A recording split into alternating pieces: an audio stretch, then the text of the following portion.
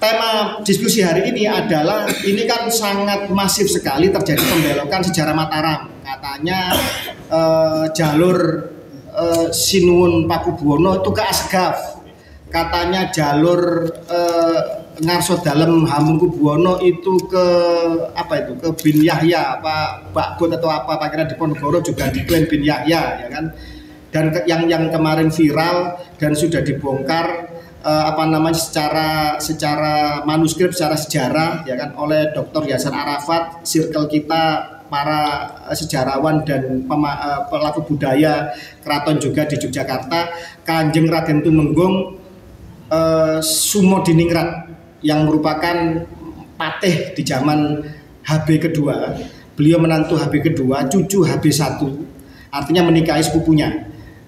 Artinya jelas sekali terahnya. Dan beliau gugur ketika peristiwa Spehi, ketika melawan Inggris. Itu diklaim sebagai Bin Yahya.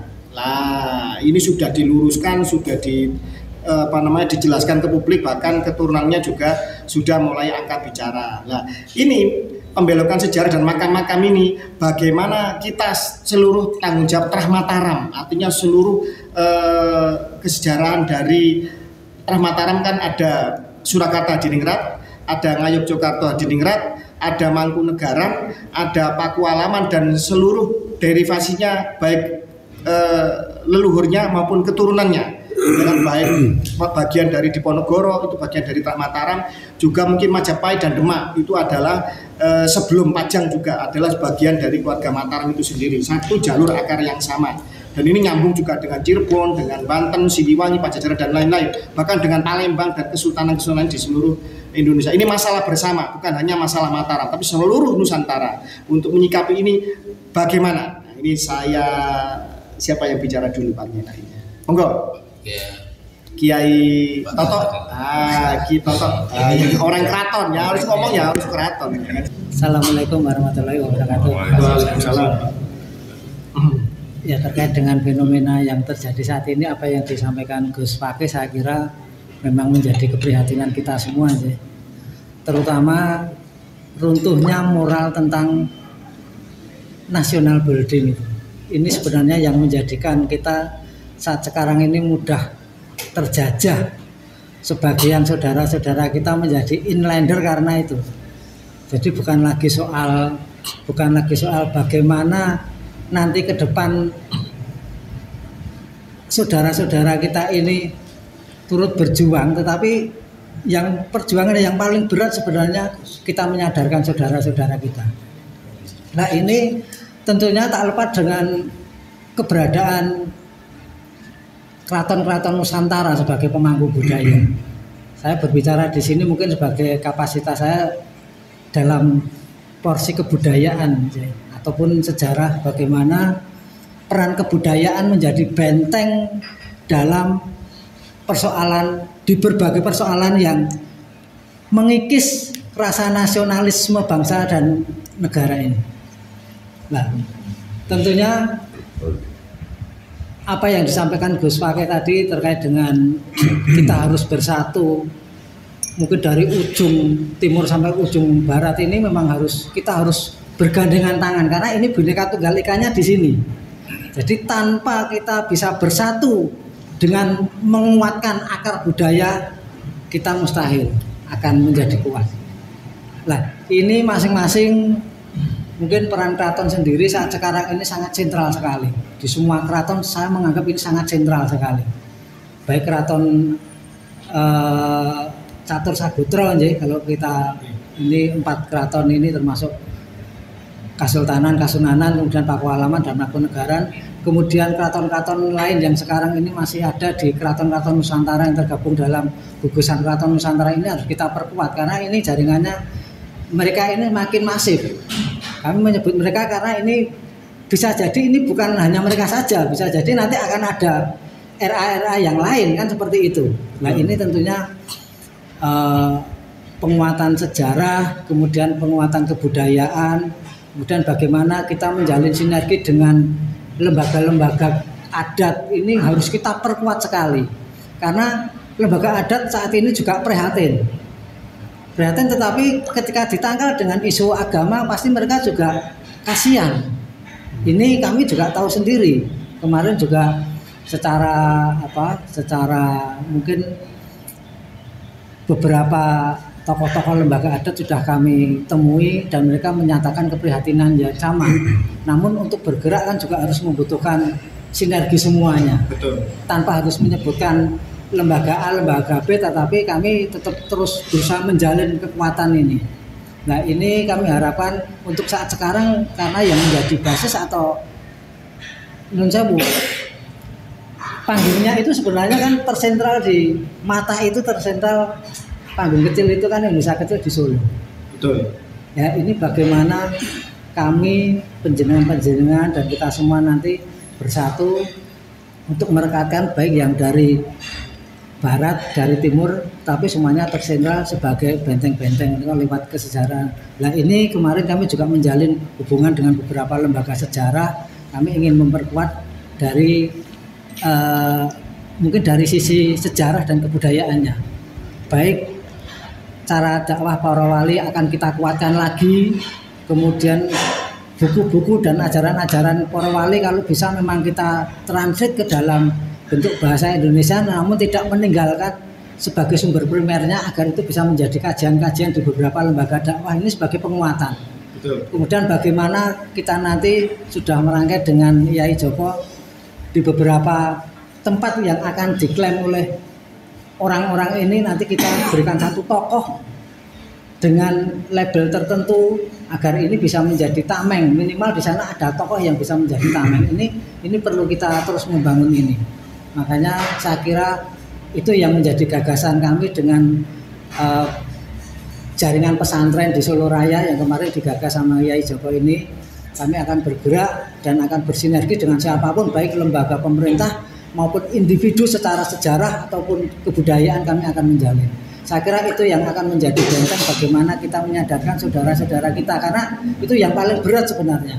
Kalau kita menghantam kekuatan asing, saya kira kita itu mengalir darah pejuang bukan darah inlander. Betul. Nah, ini kan, tetapi saudara-saudara kita kan harus tetap kita rangkul. Betul.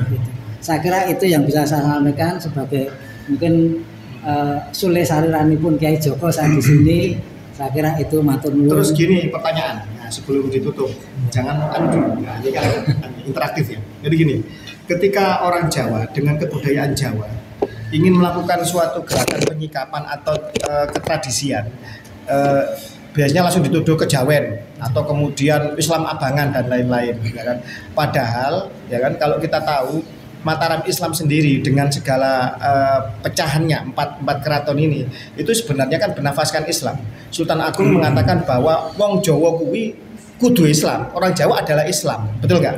Nah, Sultan Agung sendiri Anyokrokusumo, raja terbesar Mataram, mengatakan seperti itu. Nah, framing jahat ini juga harus dilawan, bahwa gerakan keraton, gerakan orang Jawa ini bukan gerakan yang berlawanan dengan agama, justru kesejarahannya itu dengan agama. Makanya sekarang keluarga keraton dengan keluarga Wali Songo yang sebenarnya juga saling berkerabat, ya kan, karena Nun Sewu PB Sinuwun PB2 juga menikahi Sunan Kudus sih kalau nggak salah. Ibunya Amangkurat I ya itu Sunan Gunung Jati, apalagi dengan Sunan Kalijogo, dengan Giri dan lain, saling terjadi pernikahan, ya kan, saling berbaur. Makanya Dr. Sugeng pakar genetik mengatakan Trah Wali Songo itu sekitar 97% etnik di Indonesia ya, karena saling berbaur dan sejarah sangat panjang sekali.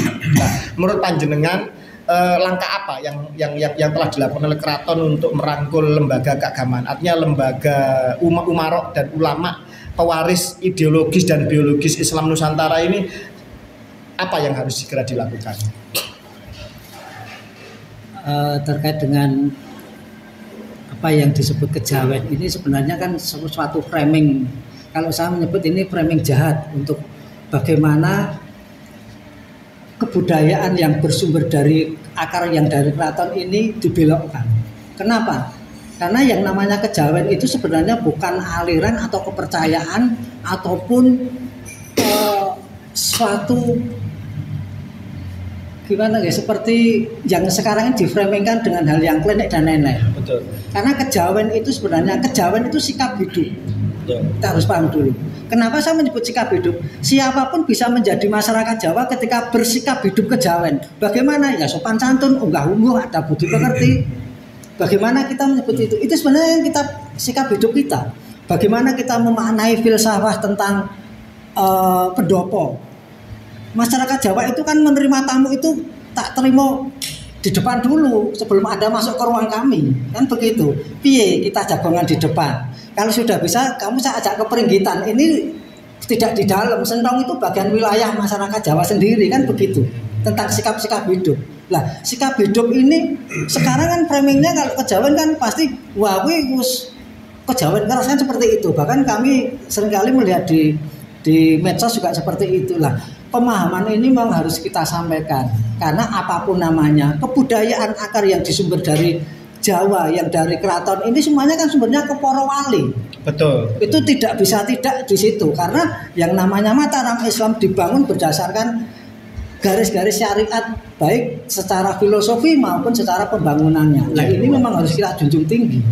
Tetapi mereka kan terframing dengan itu bahkan bagaimana sejarawan luar negeri membuat buku itu sebenarnya framing bagaimana keraton ini menjadi pecah kan begitu. Betul. Nah ini memang menjadi tugas berat kita. Makanya kemarin juga ada yang bahkan ada yang 100 mungkin disebut klenik dan lain-lain loh. Klenik itu bagaimana dulu sebuah benda oleh wali dijadikan sebagai bahasa simbol. Betul. Seperti contoh mau kita melihat gunungan, bagaimana sebuah gunungan itu dibuat oleh para wali itu sebagai sebuah simbolisasi. Kinang ketika kita di Sekaten itu kan sekarang kita masih mengenal kinang. Kinang itu bagaimana 5 jat rasa dalam rukun Islam itu kita memahami tentang nilai-nilai ini. Dan ini memang betul dari dulu oleh para wali diajarkan seperti itu agar apa? Agar masyarakat Jawa itu bisa mengasah rasane. Betul. Dan kita mengenal dulu bagaimana orang-orang tua dulu ketika mejang dengan para putranya itu kan ditutup sekat. Jadi tidak dongeng begini. Itu maknanya apa? Agar si putra wayah ini memahami dengan rasa. Ini sebenarnya kan begitu. Masyarakat Jawa diajarkan untuk itu. Nah, kebudayaan yang dari sumber ini kan di framing terus dari keraton. Nah, hubungan antara keraton dengan para satri secara otomatis ini gandeng, tidak mungkin tidak. Nah, framing-framing ini sebenarnya yang memisahkan agar keraton, agar sumber-sumber kebudayaan ini hilang. Ini kan kehilangan ada skenario lah begitu, ada skenario lah. Mereka masuk ke dalam tanpa kita sadari. Nah, maksudnya bagaimana? Kita paham sendiri di beberapa mungkin bahkan di beberapa pengakuan yang lain kan juga kita lihat peran mereka semakin kuat bahkan kepingin masuk ke lingkup-lingkup pusat-pusat sejarah. Nah ini memang tugas kami kita semua untuk menangkal itu. Saya kira sepakat itu. Luar biasa. Kalau nggak dipancing nggak akan keluar ya gudang ilmu spiritual Jawanya ya kan. Sebenarnya masalah simbol itu penting. Sebenarnya begini ya. Jangan dikatakan bahwa orang Islam menyembah Ka'bah. Itu kan hanya simbol persatuan. Ada Hajar Aswad, ini juga simbol. Kalau tadi jenengan mengatakan kinang, ya kan? Loh, ini juga simbol tradisi. Ya Rasulullah dengan kayu siwaknya. Kan? Ini katanya pahalanya kalau pakai ini baca Quran atau sholat 70 kali lipat. Nah, karena Rasulullah mencintai ini maka semuanya akan menjadi mulia. Itu juga artinya kalau Rasulullah orang Jawa mungkin tidak pakai siwak, mungkin pakai kinang juga, ya sama saja dengan begitu. Artinya jangan di framing yang sesat. Ini bedakan antara budaya dan substansi Islam. Ini saling bisa menyatu dan Islam sebagai substansi besar kebenaran bisa ada di budaya mana saja, di ruang dan waktu mana saja. Sepakat? Sepakat. Monggo sekarang Senopati Alap-Alap Mataram.